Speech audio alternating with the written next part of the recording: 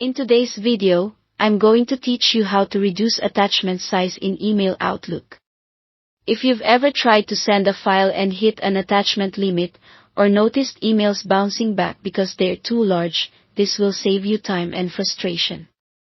We'll cover two reliable methods that work great in Outlook: compressing files into a zip and sharing files as a OneDrive link. Both are simple, and you can choose the one that best fits your situation. First, let's talk about compressing with a zip. In File Explorer, right-click the file or even an entire folder you want to send. Select Compress to, or choose Send to and then Compressed Zip folder. This creates a new file with a .zip extension. For documents, spreadsheets, and other text-heavy files, this often cuts the size by 20% or more, which is usually enough to get under Outlook's attachment limits.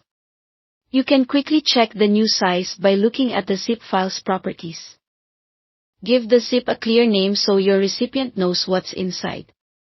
Now, attach the zip to your Outlook email instead of the original file. Use the paperclip icon or drag and drop it into the message.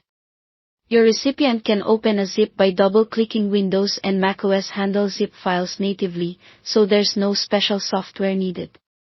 Keep in mind that already compressed formats like MP4 videos or JPEG images won't shrink much, so if those are still too large, use the next method. For very large files, sharing via a OneDrive link is the most efficient route. Upload the file to OneDrive, which is integrated right into Outlook 365. When you compose your email and click Attach, choose your OneDrive location and select the file.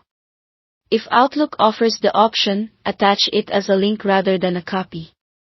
This lets the recipient access the file directly from the cloud, bypassing attachment size limits entirely. It's also cleaner for collaboration, because everyone is looking at the same up-to-date version. Before you send, glance at the sharing permissions. Choose View or Edit Access based on what you want recipients to do. If you're sending outside your organization, make sure the link is set so your recipient can open it without issues.